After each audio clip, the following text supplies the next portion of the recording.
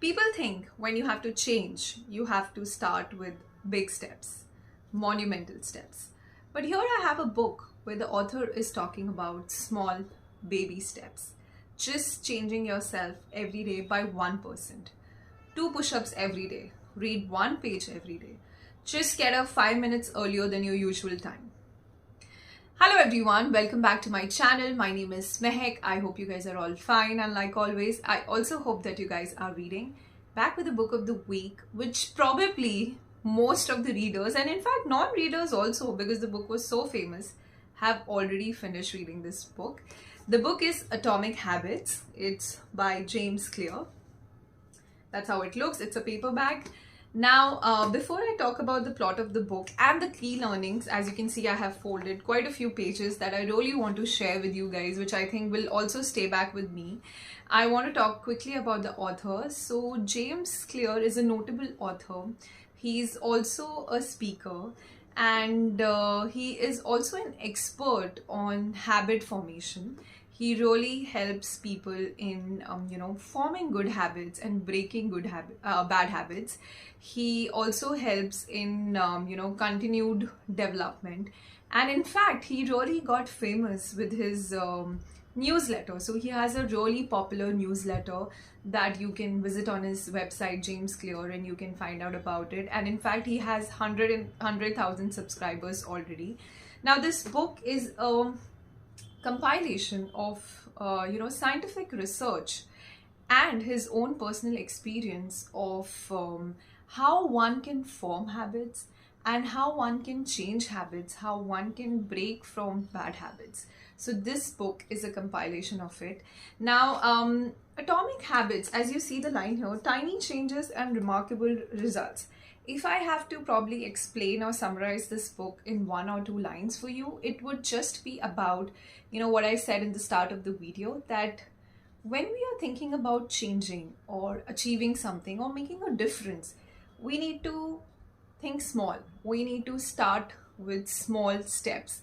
And the author says that, with this 1% change or with these small changes that you bring about, you will see that as the course of time, you are going to make difference in a bigger way. It's going to be more meaningful and more sustainable over the long run, and it's going to contribute to the bigger picture. So instead of starting with big steps that you're going to be because of the nature of it, you're going to drop it down over the course of time, start with simple small steps that really helps you in achieving your goals. Now I think this book will be more easier for you to understand, or what it entails about, once I share the key learnings. So I think let's directly go to the key learnings, what this book exactly entails. Okay, the first chapter, or the first concept that I really came across, which literally blew my mind, and I was like, okay, I have never thought like this. It was like it was about difference between goals and systems.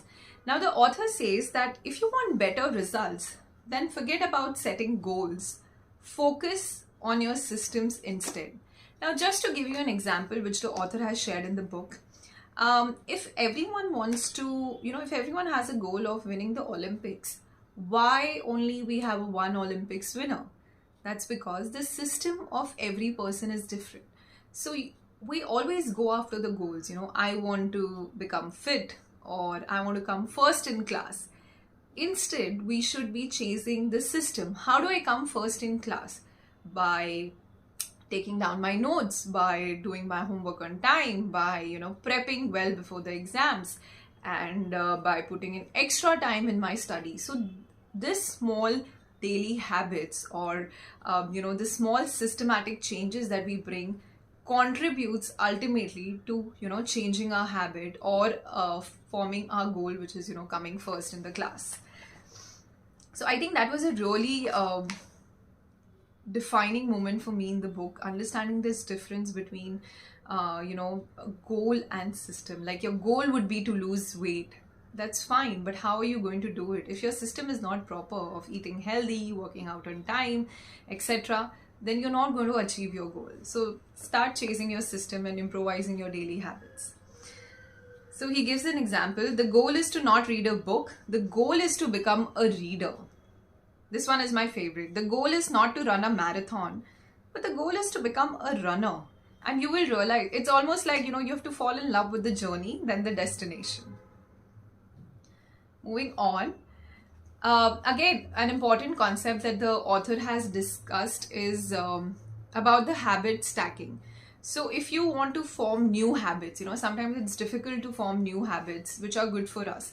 So the author, has shared this concept about how you can stack your old habit or your current habit that you're already doing with the new habit that you want to form. So for example, if you are a person who is, coffee addict, or you need coffee first thing in the morning, so you can, note it down. After I pour my cup of coffee each morning, I will meditate for 1 minute. So currently you already have a habit wherein you get up in the morning and you have black coffee. Now you want to imbibe a new habit of meditating. So as soon as you have a cup of black coffee, promise yourself that you would sit down and meditate for 1 minute. Again, this is also my favorite. After, if you want for exercise, after I take off my work shoes, I will immediately change into my workout clothes. It's about training your mind. It's about, the author in the book has also spoken about habit tracking, how you write down these things and repeat it to yourself. And eventually you will fall into the practice of, stacking your current habit with your new habit. And eventually you will see how it becomes a part of you.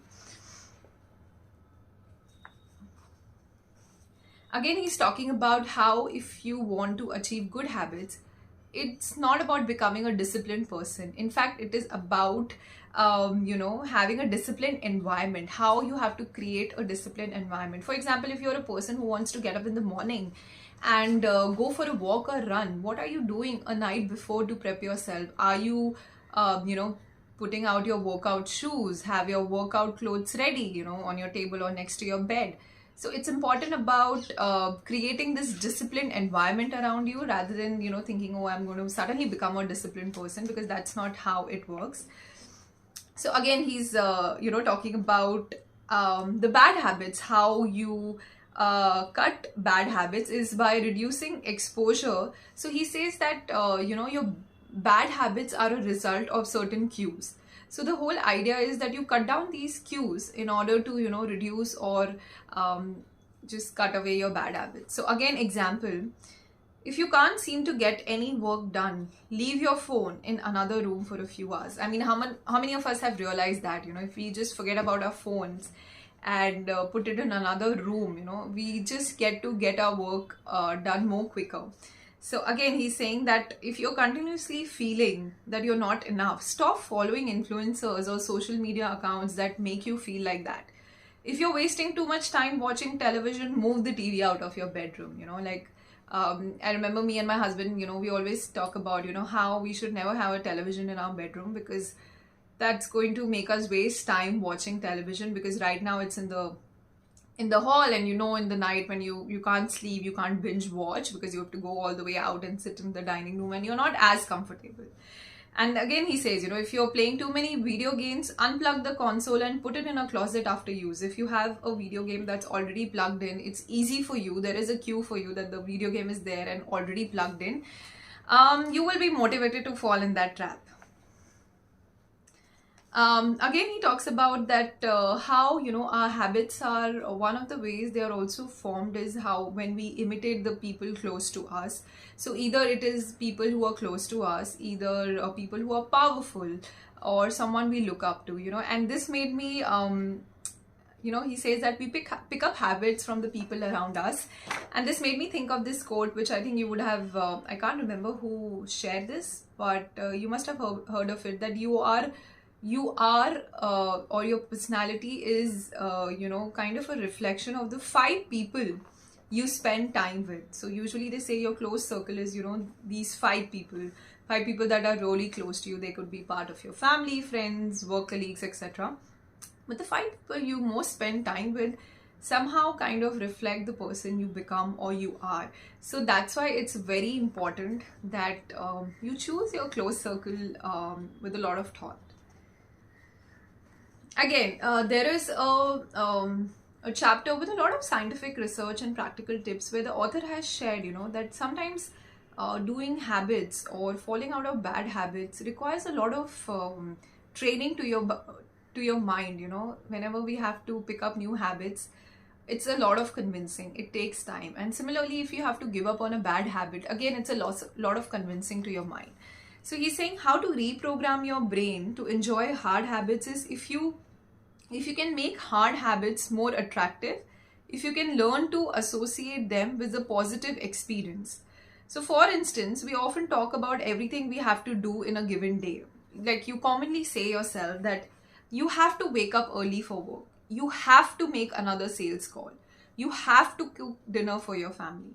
So the author is saying, instead of saying that you have to, why don't you say you get to? So you get to wake up early for work, you get to make another call, and you get to cook dinner for your family. So you are changing your perspective. You are kind of becoming a person from, not being have to do certain things to, that you enjoy those things. You get to do that.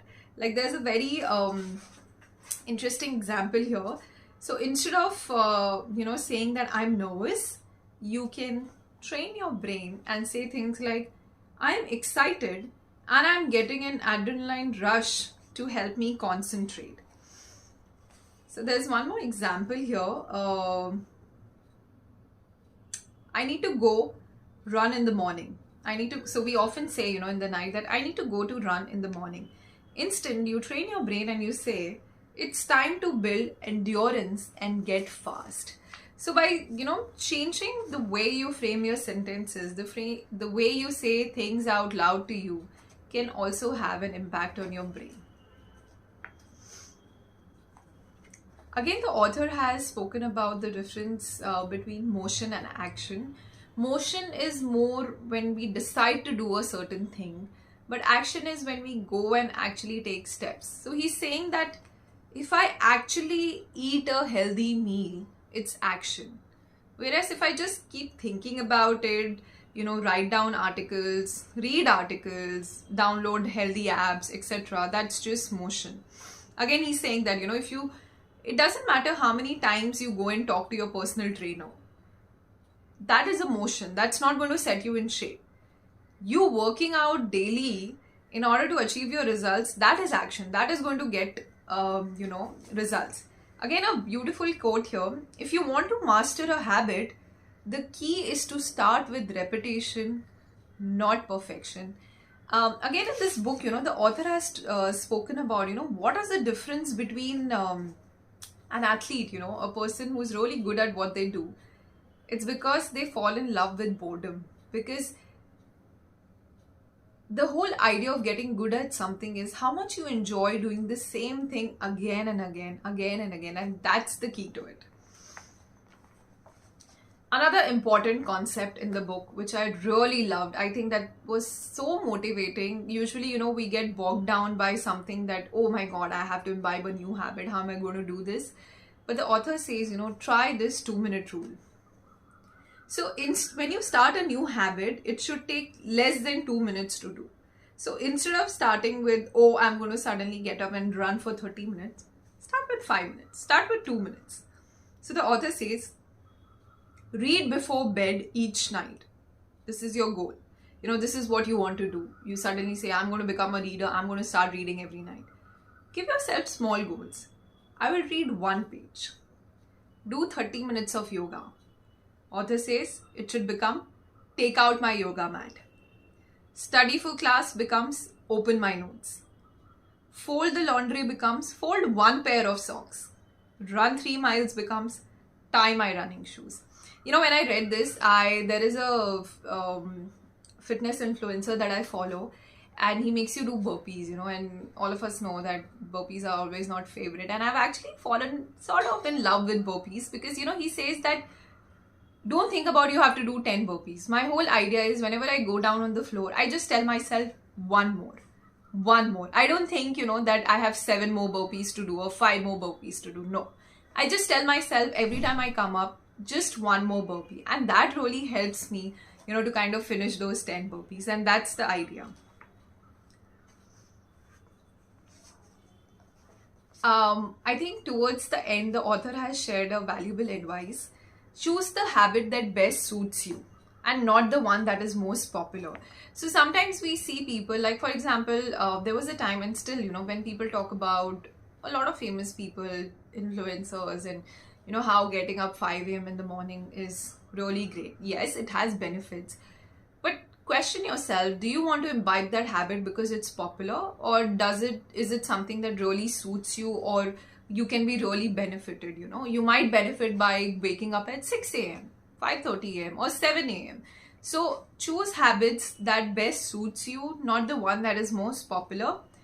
Tailoring your habits to your personality in a good start, but this is not the end of the story. So he's saying that start with habits that best suits your strength and your personality, because then it's easier for you to fall into that disciplined lifestyle.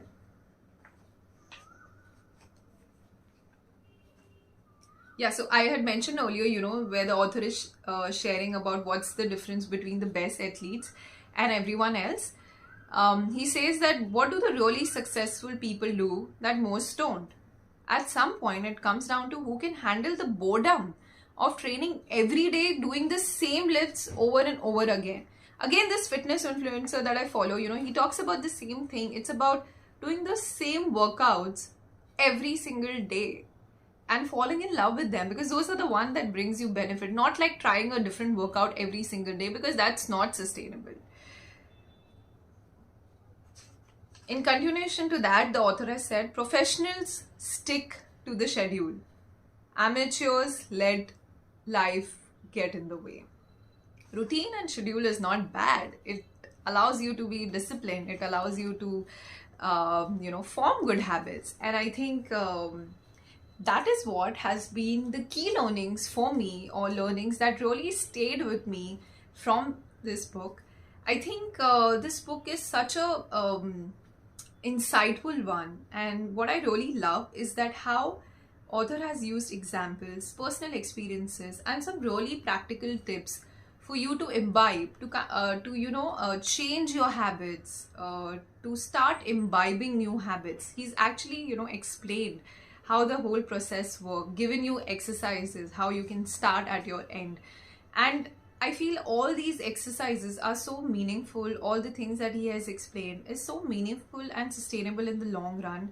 And I think for any one of us who's looking to bring about personal development, whether it is in our personal life, professional life, or to being an emotional person, if you're looking for that how to enhance our life, I feel this is such a valuable book.